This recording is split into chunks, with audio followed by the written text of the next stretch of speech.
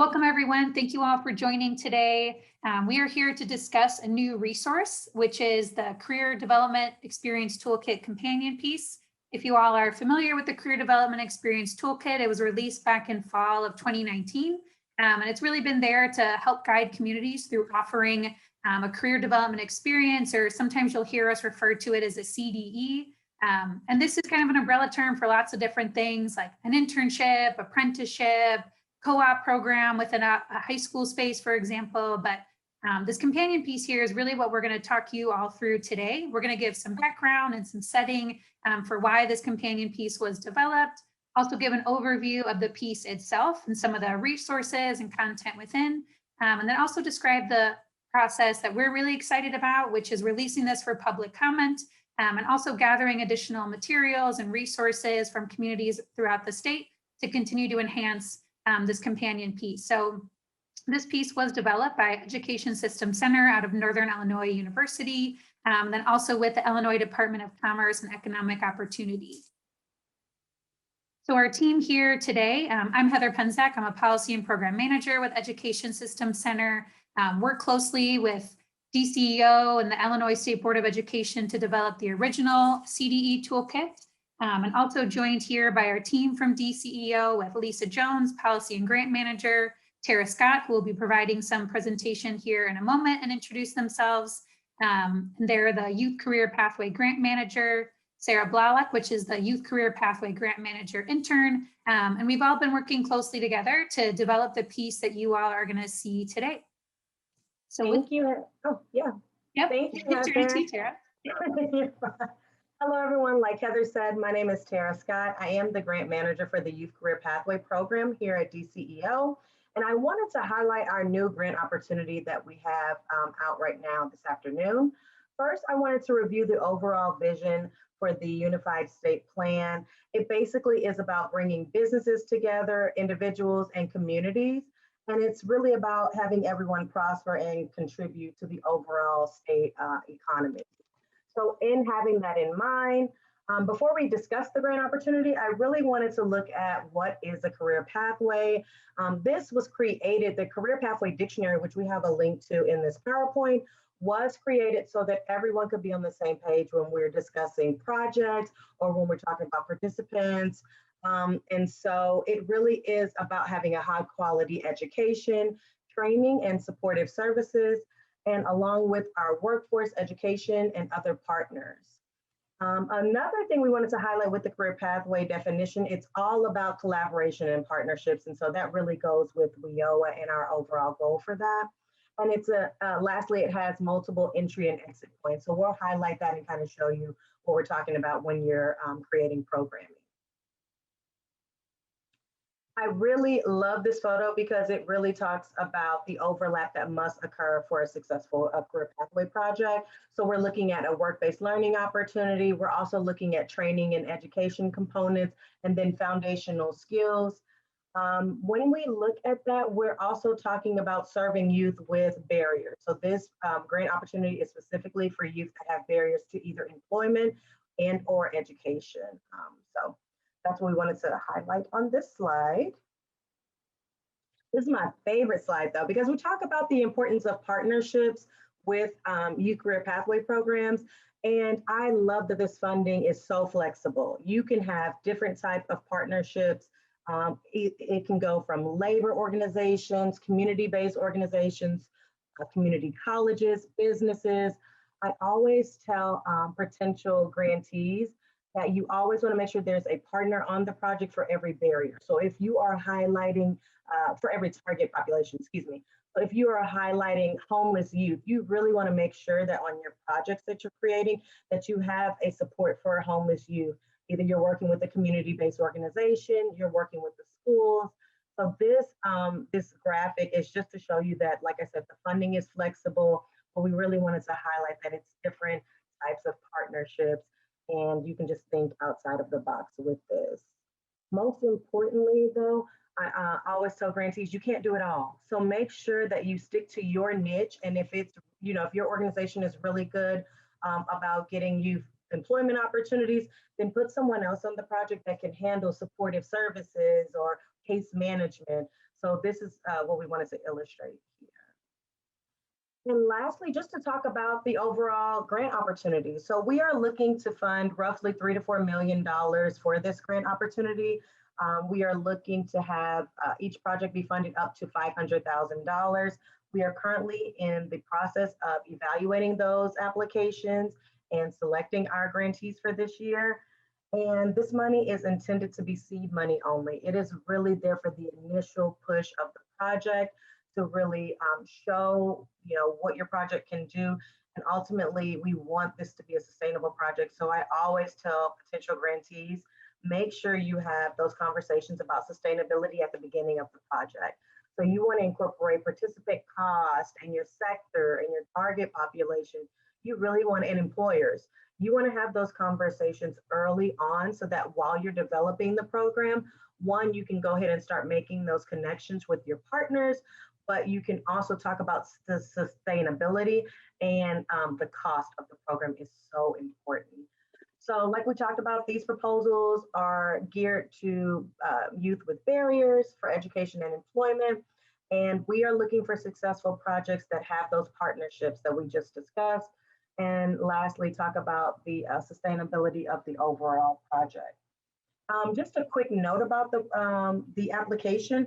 I always look at this opportunity as like a holistic approach. So yes, you have youth that you're recruiting, but you take them from one basket or safety net to another one. And so just making sure the key components here is the training, making sure that you have an industry recognized credential that they can obtain, and making sure your work-based learning cost is at least 20% of the overall budget. Budget is really key for you. Lastly, we want to make sure that you have follow-up services for at least a year on any grant opportunity under the Youth Career Pathways program. And then like we talked about sustainability, really having partners on there that can help you with the cost of the program and really getting with your local workforce investment areas and talking about, does your project align with their vision and their mission? So these are really key points to think about. We're here to answer questions in the chat if you have any, but I'm going to kick it back over to Heather to talk about the toolkit and our vision and use for the toolkit during this grant opportunity. Awesome, thank you, Tara. So with that context in mind and thinking about how this companion piece will both support those grantees and also other organizations who serve opportunity youth and especially those different targeted populations within there, we have some resources that already exist. They've been published, they've gone through public comment, they've had multiple rounds of feedback and stakeholder engagement. And so those pieces are the Career Development Experience Toolkit. And so those links are in here. And I did link in the presentation, but I know I'm going to do it just one more time because I think I saw a couple of other people join. And so this really walks you through the full stages of implementation of that career development experience. Again, that more intensive kind of work-based learning experience where students are engaged hands-on, they're getting one-on-one supervision from an industry mentor. They're having some form of like a professional skills assessment to have conversations about how they're doing, where their strengths are, where there's areas for improvement. And that career development experience is really that opportunity to understand, like, do I like what I'm doing? Am I good at what I'm doing? What more do I need to do to achieve and have success within this industry area? I tell the story a lot about how, in high school, I thought like, I'm going to be a biology major. And then in college, I got my bio degree, and then I interned at the Shedd Aquarium here in Chicago one summer as like, I think between my junior and senior year. And I was like, oh no, this is actually like awful. I don't want to be a marine biologist anymore. And like, what a big game changer that would have been if when I was at a younger age, before I had really pursued and invested time and invested money in this 4-year degree, if I had learned that through something like a career development experience and also gained social capital and networking through that, excuse me. So this toolkit really takes you through a lot of those logistics from getting started all the way to wrapping up that experience. And it provides different community models and resources throughout as well. And it's meant to be universal and read by any organization, but I'll explain more here about the purpose of the companion piece in a moment. And then there's also the Career Pathways Dictionary. Tara mentioned some of these pieces before, but this was really created to make sure that within the state of Illinois, when we're saying career pathways, when we're saying work-based learning, when we're saying career development experience, when we're talking about apprenticeships or career exploration, that we're all speaking the same language and aligning to those same pieces. So very much encourage you all to check out both of these resources and think about how to implement them within your own space. But here today, our conversation is centered on a new resource, which is the Career Development Experience, or CDE. As soon as I kind of came into this role at Systems and kept saying the word Career Development Experience, I was like, I'm going to start making the CDE acronym a thing, because it's a mouthful. But this companion piece is really meant to be viewed in tandem with that toolkit. The toolkit is extensive. It's over 100 pages, right? There's a lot of different resources online as well. But this is really here to explore CDEs that are happening in spaces outside of a traditional high school setting. So really thinking about those target populations, thinking about those needs, those barriers, as Tara was talking about earlier, where you're thinking about your partnerships to provide certain services to youth, to participants within this space. And so looking at workforce development organizations, community-based organizations, alternative high schools, and any other organization that really works closely with opportunity youth specifically, but any youth who are really looking to kind of re-engage, re-enter the system, have an experience that helps them grapple with what it is they want to do, what they're good at, and how they can pursue that pathway, pursue that route. And so really to target those organizations, those employers, and serve youth in a more inclusive manner. And so what you'll see, if you're familiar with the CDE toolkit, we have very similar terminology throughout the companion piece as well. Again, thinking through all the different spaces that will use this. So as you read this, you'll see the word participant used, and that really refers to the individual who's participating in the CDE. So whether that's a high school student, an opportunity youth, it could even be like an adult learner, right? An adult who's participating in a nonprofit or community-based development program. It's that person who's having the experience. The managing organization, or sometimes referred to as just the organization, is your lead entity that's really working to organize and coordinate the delivery of that. So they're connecting all those partners, they're likely recruiting the participants, right? Connecting them to other pieces. They're kind of like tend to be the hub of all of this, right? And your host is what you would typically think of as the employer or the company or the organization who would be providing the actual experience, doing the supervision, working one-on-one with that participant. And we say host too, because we do see a lot of models where CDEs are happening within the organization. So like in-house at a high school, or in-house within a nonprofit that's also offering CDEs outside of that nonprofit, right? I think sometimes we forget that, you know, ourselves as schools or community-based organizations, we have our own accounting department, HR departments, maintenance teams, like spaces where we can actually provide CDEs and work-based learning opportunities. And so throughout the companion piece, you'll see some different models. So one of them would be a community model. So kind of thinking to that typical space and those partnerships where you have the managing organization who tends to, again, recruit, they identify participants, they train them up, they do some initial onboarding, and then they connect them with the appropriate host to complete their CDE.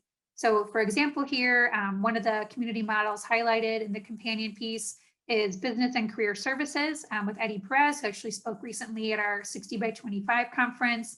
But really thinking about how they get participants into a space where they might actually retain employment and stay connected to that after the CDE.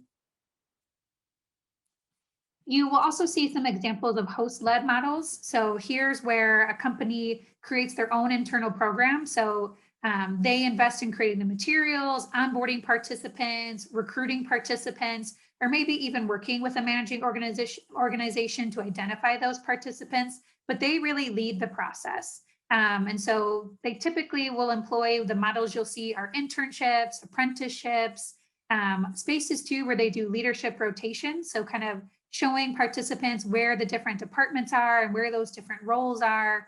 And another piece here to make sure that there's a connection back to a pathway, connection back to those post-secondary credentials, is how they really have established in these host-led models and also in community models, but partnering with a local education provider. So as a participant is completing their CDE, they're also earning those credentials that get them connected to and get them qualified to continue on a pathway.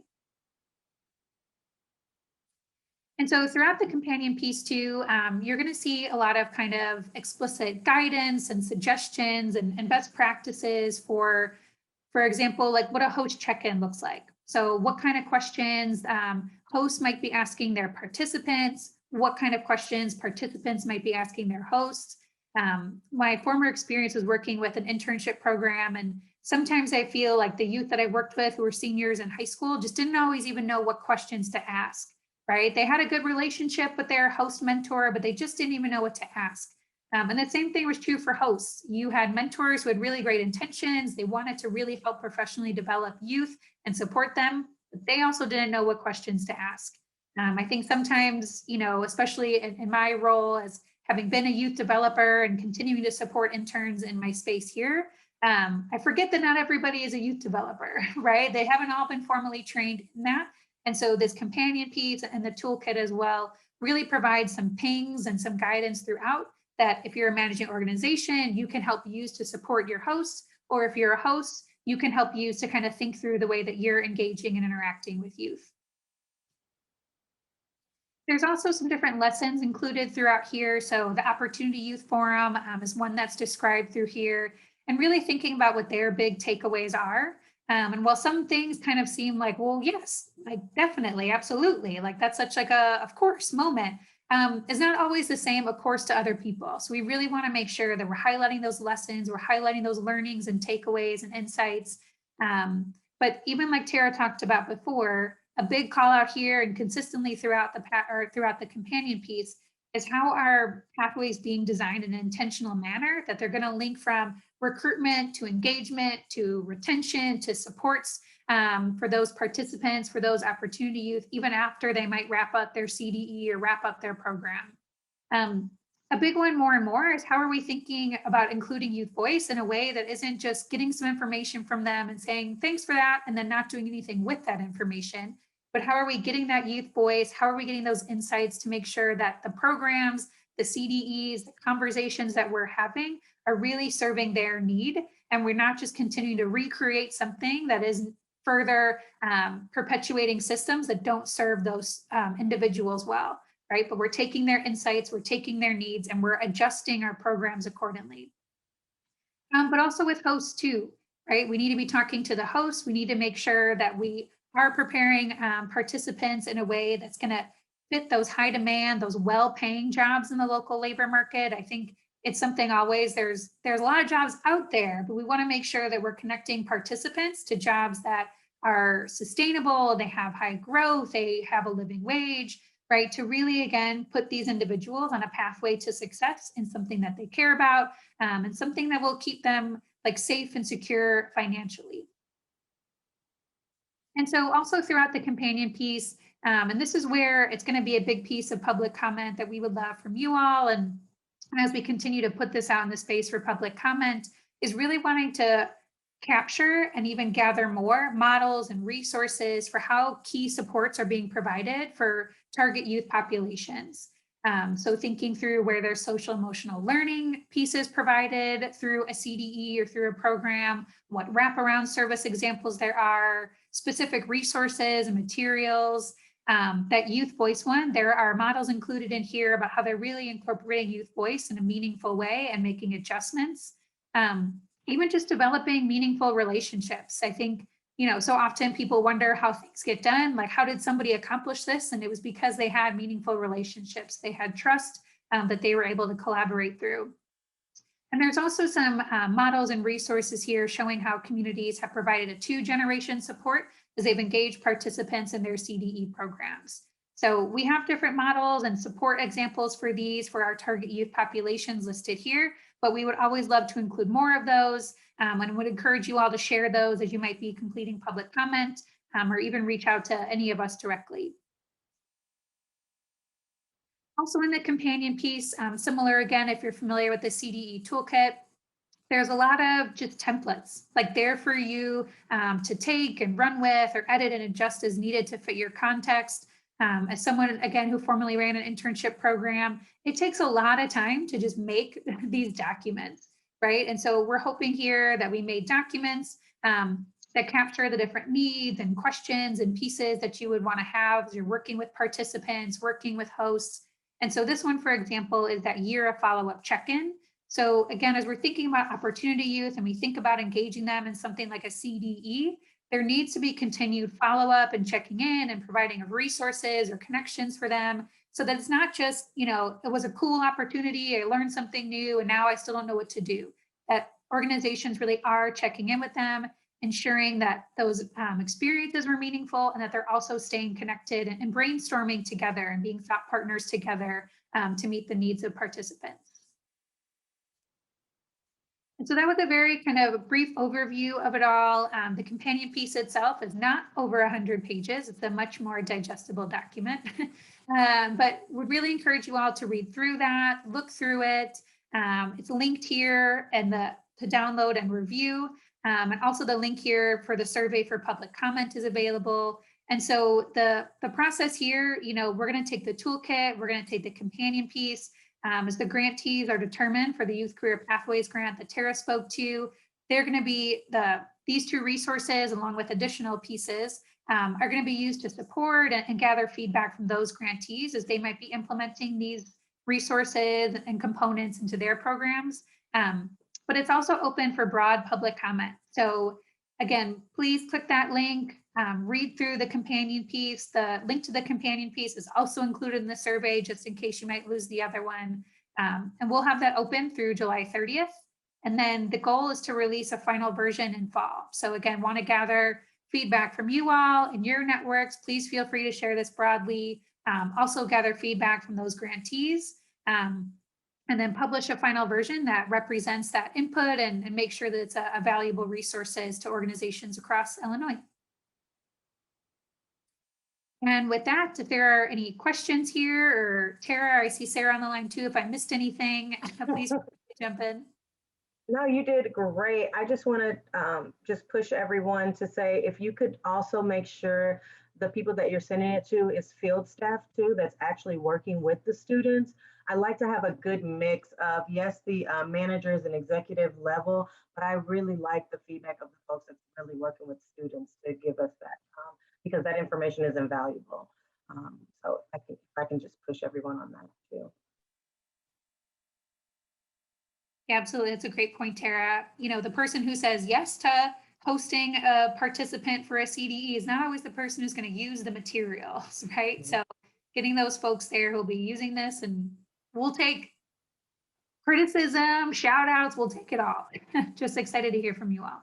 Yes.